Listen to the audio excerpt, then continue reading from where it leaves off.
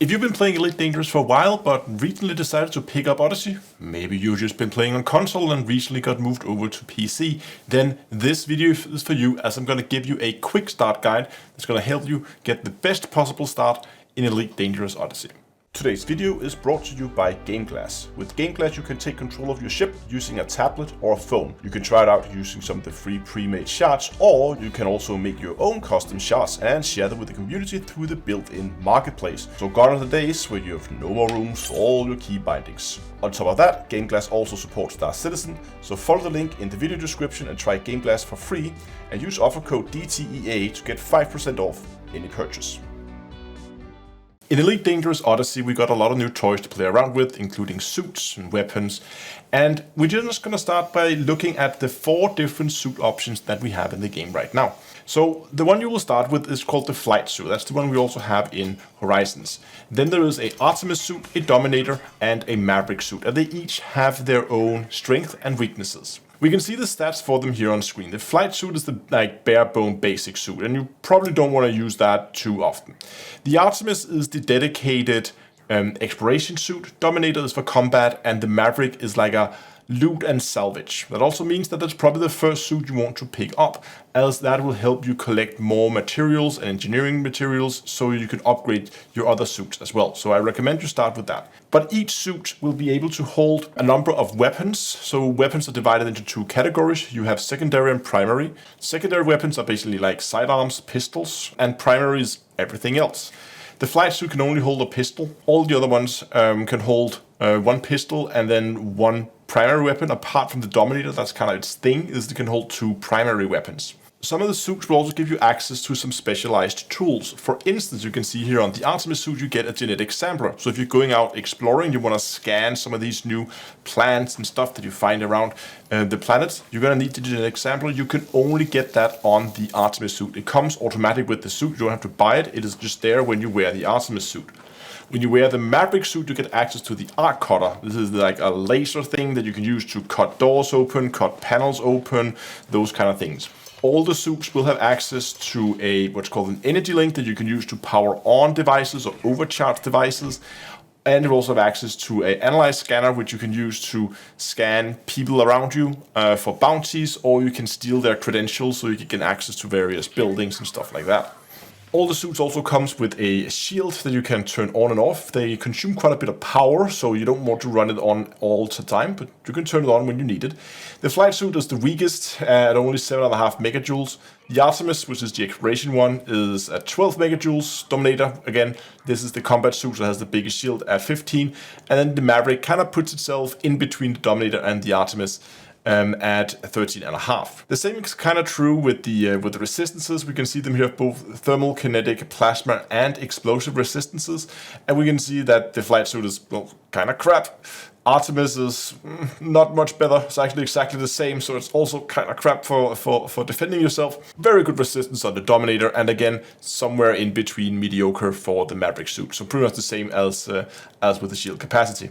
Each of the suits will also come with a backpack that you can use to store items in. And these items are divided into 3 categories. There's goods, asset, and data. But basically they can all hold 10 basic data each.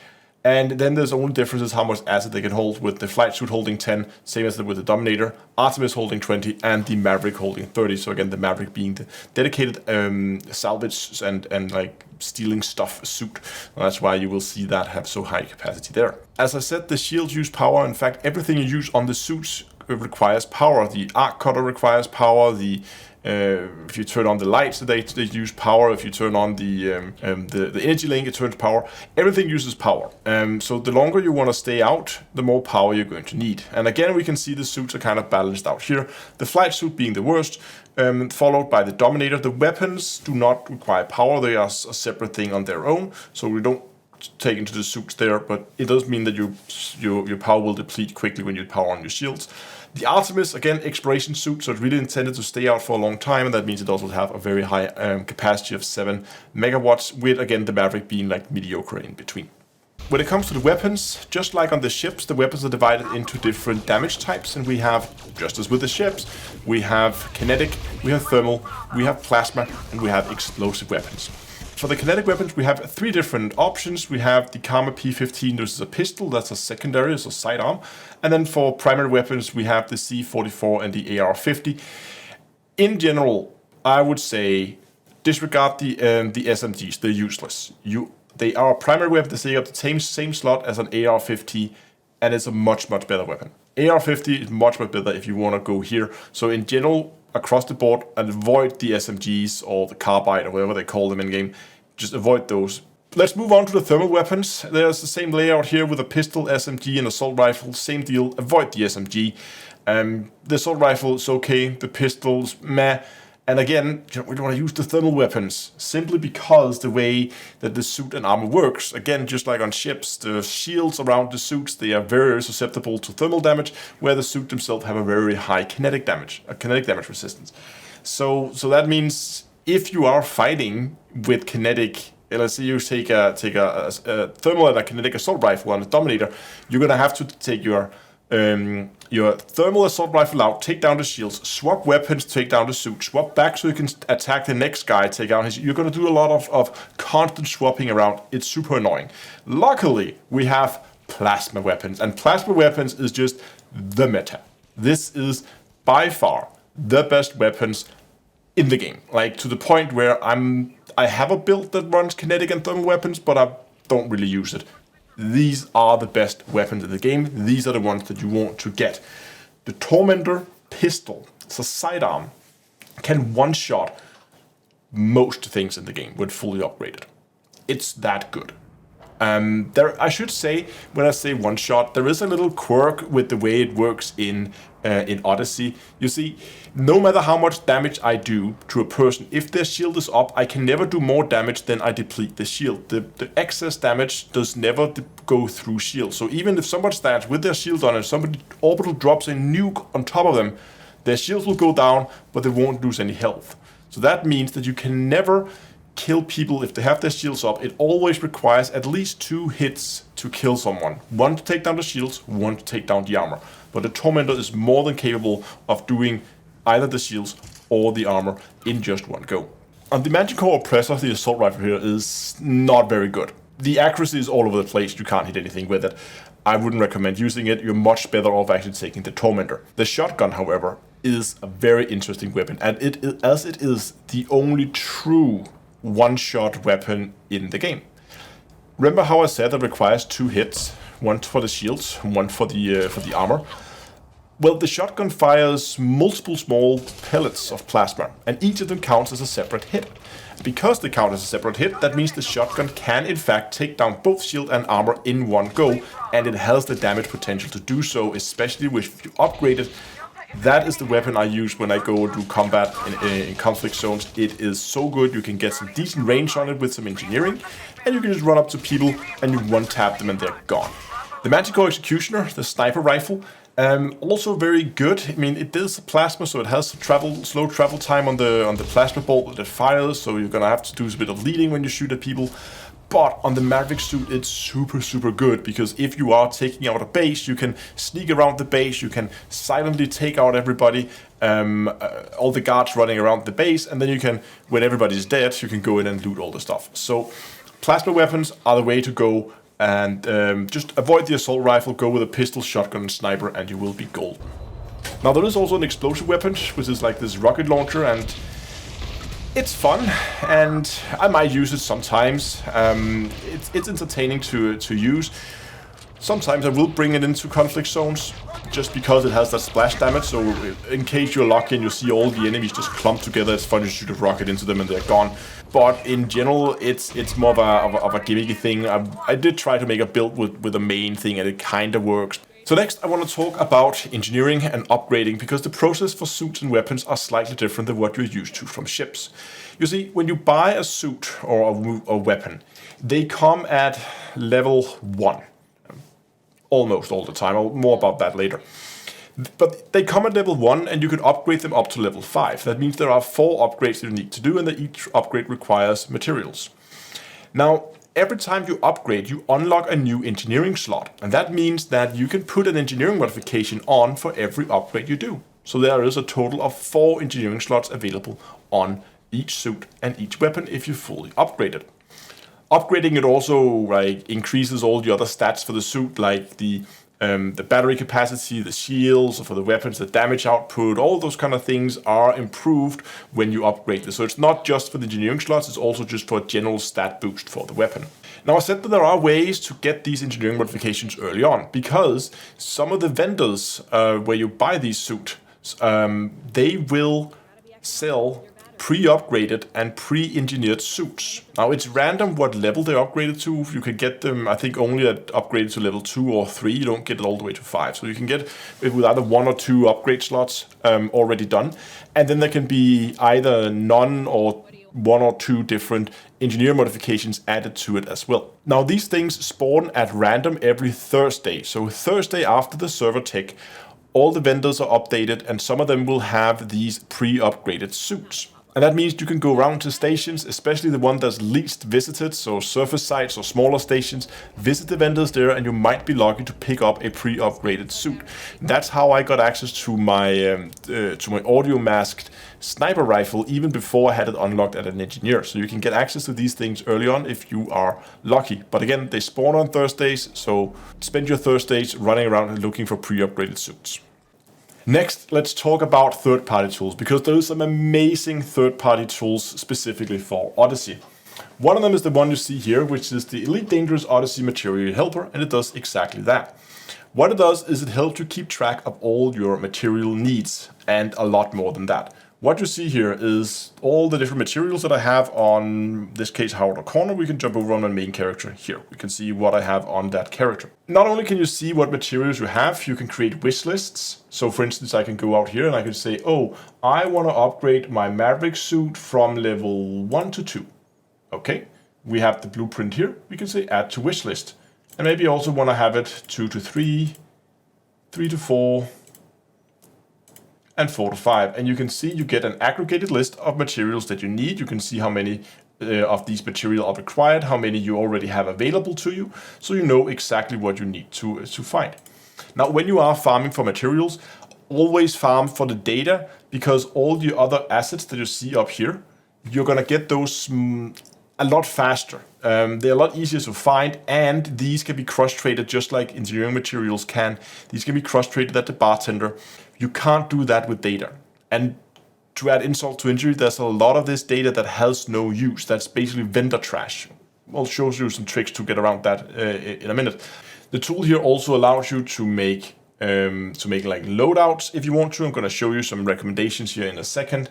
And a lot of other things. But one thing, also track your engineer unlock process, and you can also see the unlock requirements are in here somewhere as well. Engineer unlocks. You can then choose the engineers you want to unlock, and you can get the requirements and add that to your wish list too. One thing you want to do if you do get the Elite Dangerous Odyssey Material Helper is to head into settings and then go down here to augmented reality and turn augmented reality on. That means that when you are running around and you are opening up data port trying to find data, it will show you which one has, those in blue means they have a use, so there is a blueprint in the game that needs them.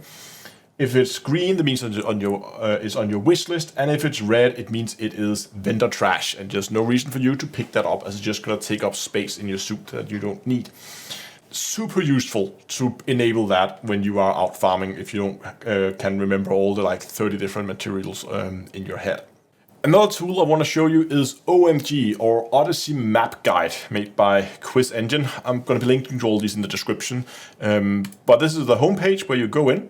And in here, you can then find settlements based on their type, and you can see the layout, and you can see where different terminals are in the site. So let's say I am going to a military installation. I can then see top-down maps or pictures of each installation. So let's say that I'm at this one. I can open up. I can see here we have the alarm to turn the alarms off. That's located there. And we have the power building right here. So if there's a power regulator, you need to turn that off. It's there. And we can see we have a habitat over here, habitat there, storage there, and a command center here. Now finally, I just want to give you some build recommendations so you kind of have a starting point to go out from. There's going to be some long text links in the description that start with OMH. And if you take those links and you just open them up in your favorite browser, and you have the Elite Dangerous Odyssey Material Helper installed, so you can open it there, and you can see now it will be imported. You can see I have it here, it says imported. The first one I want to show you is a Salvage build, again designed to really just go around, be as effective as you can to pick up loot. Obviously built on a Maverick suit with extra backpack and reduced tool battery consumption, as we talked about earlier. Really nice to get those so we don't have to go back to the ship or find a recharge point or anything like that. When you get access to it, put night vision on it. So nice when you run around in the dark that you can actually find your way. You don't get lost at the settlements, which you can do otherwise. This one is kind of optional if you want to put it on, but I like to put increased sprint duration on mine because it means I can run for longer. We're going to be running around a lot. Having more sprint duration is super nice so we can move around the base faster. For weapons, my main weapon is going to be the Manticore Tormentor, which I'm going to run with double silence, so both noise suppressed and audio masking, so it's silent both outside and in. That's going to be my main weapon. It's the pistol, I know, but that's going to be the weapon I'm going to use the most. I put scope and long range or greater range on it so that we can fire at greater ranges and have an easier time hitting at ranges. But in general, that is really my favorite weapon to use for these kind of things.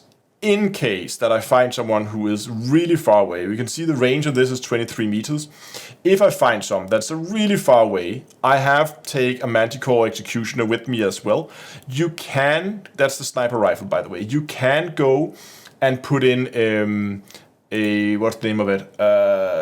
Intimidator, the shotgun, if you prefer that as well. Again, greater range, so we really get that like 150 meter range. We can hit anybody now, anywhere on the base basically.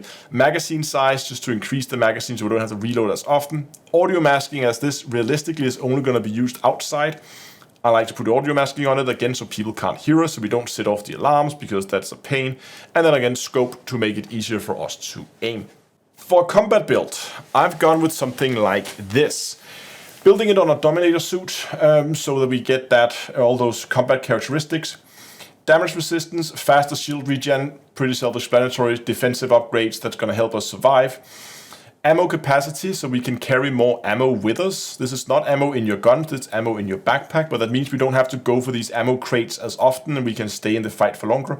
And once again, night vision, if we are fighting conflict zones in the dark, it's really nice to have night vision. In this case, the main weapon you want to be using like 90% of your time is the Manticore Intimidator, that's the shotgun. The upgrades here may seem odd, so let me explain. Magazine size, because normally it only has 2 shots for every reload. With the magazine size, that goes up to 3.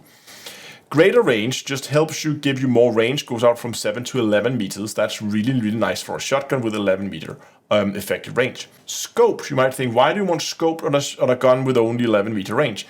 Because when you have scoped on the Intimidator and you shoulder the weapon, the spread of the pellets narrows. Don't ask me why, but that's the way it is. If you hip fire it, you're going to get a wide spread. If you shoulder it, you're going to get a narrow spread if you have scoped on it. That's why we want to have scoped. We can narrow in that spread so we can get more pellets on target. We can kill them easier. So this is effectively also giving us more damage at range. And finally, because it has only 3 shots loaded at the time, I like to put reload speed on it so that we can reload faster when we are in the fight. For the other weapons, I like to have the Tormentor here as a backup. In case I run out of ammo and I can't find a crate and suddenly there's enemies around me, I like to have the Tormentor as kind of my backup. Again, scope so we can scope the longer range, again, so we can aim and that we can hit out at longer ranges. And then I just have faster handling. So again, if I suddenly like mess up and don't realize I'm running out of ammo or something, I can very quickly just swap over to the other one. I've left the spot here open where you can do whatever you like. But again, this is really a backup most of the time. As I said, 90% of the time, you're going to be using that Intimidator there. So do with the last spot whatever you feel like. And the final one is kind of a very circumstantial one. You can put anything here really for your second primary weapon. I recommend it the rocket launcher, the kinematic L6, because it has that huge splash damage. So this is really only intended for those rare situations when you see a bunch of enemies at range all clumped together. It happens more often than you think, because when enemies spawn, they have been dropped in from a dropship. They all drop in a tight group just below the ship. And if you can get a well-timed rocket in there, you can pretty much strip all their shields in one go. So that's why I like to bring this. Engineering, you're really free to do what you like. Magazine size and reload speed, I would recommend that, as the reload speed on this is very long. And the magazine size of only 2 rockets, nice to get that up, get that extra rocket out of it so you can fire 3. And the final thing you need to do before you go in and start your adventure in Elite Dangerous Odyssey is you need to go down and subscribe to this channel and help me make my way towards those magic 100,000 subscribers. Thanks a lot for watching, and also next time, I'll see you guys in space.